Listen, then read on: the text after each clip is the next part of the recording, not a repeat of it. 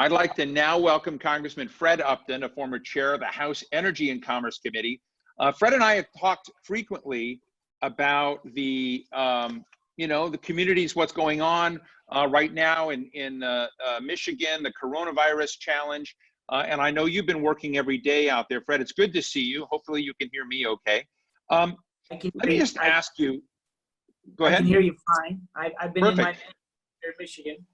Yeah, so I guess in Michigan has been hit hard. Just give us some insight into your senior community. We're talking a bit today about Medicare and some innovations in the Medicare world and universe that have been propped up really in this crazy time, and to what degree that's going to become sustainable. But give us a snapshot of your seniors and what they need today. Well, a couple of things. And first of all, I enjoyed the presentation, the dialogue that you had with the previous panelists.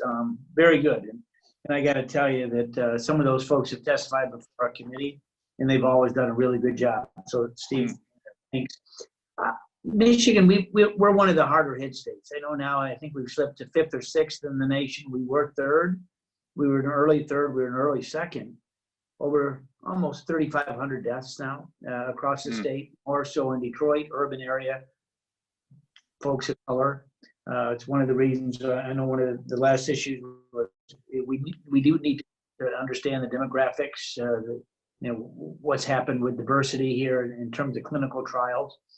But I would say, as this whole issue has just dominated everything. I mean, can't watch anything except this issue and where we're going and different lowlights and highlights. Seniors are scared. A lot of them are veterans. The first person that passed away in my home county is a guy whose picture's been on my desk for the last couple of years, Vietnam vet, 75 years old, was actually up for the Medal of Honor for all the times that he was wounded. Took him 2 days to succumb, and his wife is, thank goodness, a survivor. A lot of grandkids.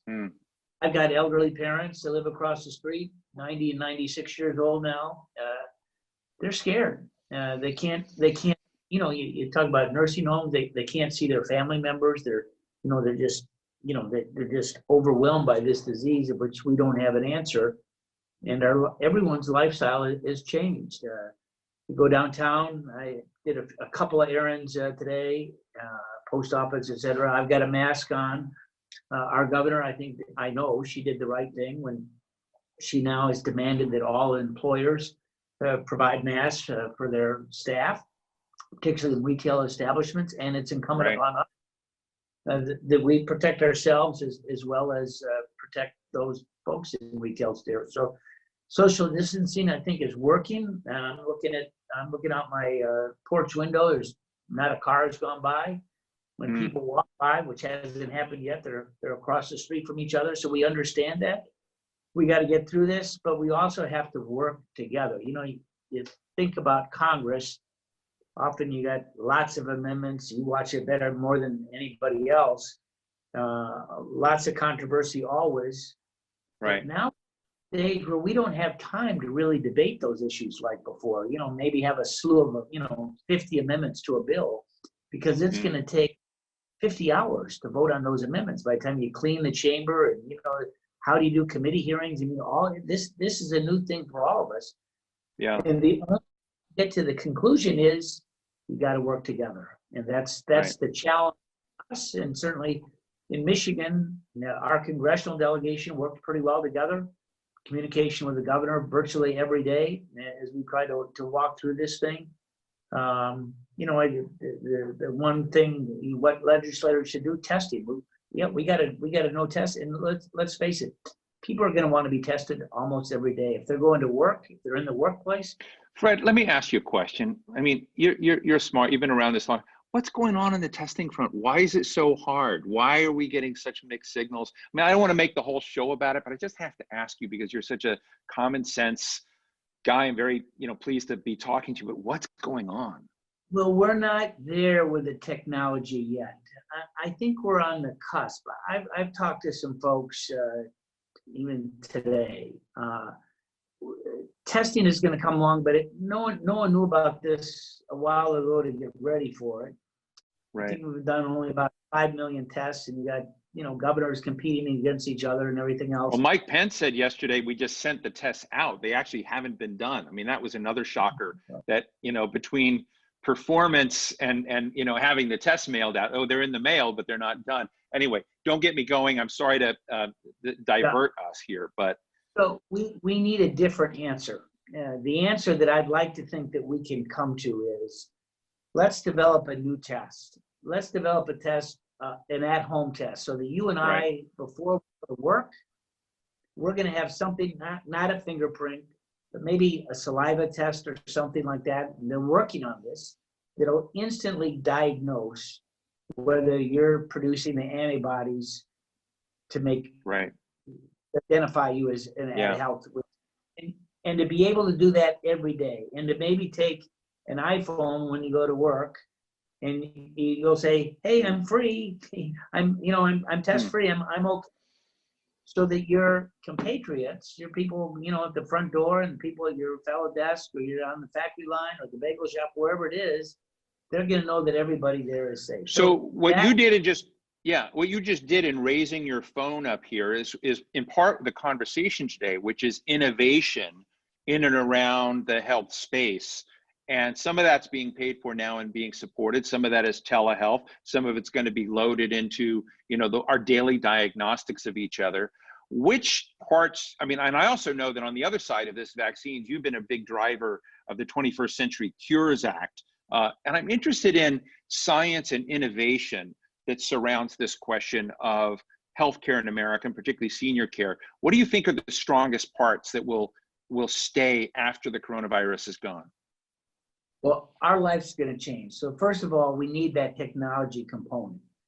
We need the teleconferencing. We need all that, and we also need to make sure that our healthcare workers, that they're reimbursed. So CMS, all the community health centers, our hospitals, they got to have that component.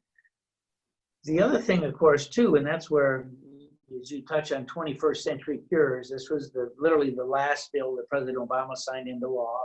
Overwhelmingly bipartisan support. Diana DeGette, my partner, she and I led the charge on this. Mitch McConnell and Lamar Alexander and Patty Murray were our partners in the Senate. But at the end of the day, we got to have the therapeutics. We got to have a cure or a way to treat people when they're diagnosed, and that's why I think the market is up so far today, because there's some really good things that are happening that are now becoming public. But we also need vaccine, so we don't have to worry about this, and a lot of work has to be done in that regard. But I just, as Diana DeGette and I had, we put out a concept paper for the next round of 21st Century Cures earlier this week, and we had a good conversation with Steve Hahn today, the FDA commissioner. Enormously helpful. You've seen him everybody's seen him on TV. We're only where we are today for maybe finding the right treatment and ultimately a vaccine because of the work that we did years ago on 21st Century Cures. By allowing these clinical trials to communicate together, to share information, rather than before when they were so siloed, you didn't get the information until the study was complete. Well, all of a sudden, we can now work with folks all around the world and speed that process up by maybe as much as a year or two. So that set the stage for when do we get out of this dark tunnel, and what we need to really push the momentum to find the answers that all of us want to get our life maybe back to normal. Well, that's a great place to end it. I want to thank Congressman Fred Upton for spending some time with us. Your place looks great. I can't wait till we can get together here in Washington and wrestle through some of this stuff again. Say again? Degrees. It's like 35 degrees today. Excellent. Well, thank you so much, Fred. So that brings us to the end of our program today. I want to give a big thank you to Congressman Allison Schwartz and the Better Medicare Alliance for their support, and to all of you in the audience. Thank you for those great questions. We hope you will join us in coming weeks as we continue to gather virtually for now to figure out how we can stand united and outwit this vicious virus. In the meantime, I'm Steve Clemons. Please stay safe and healthy. Thank you for joining us.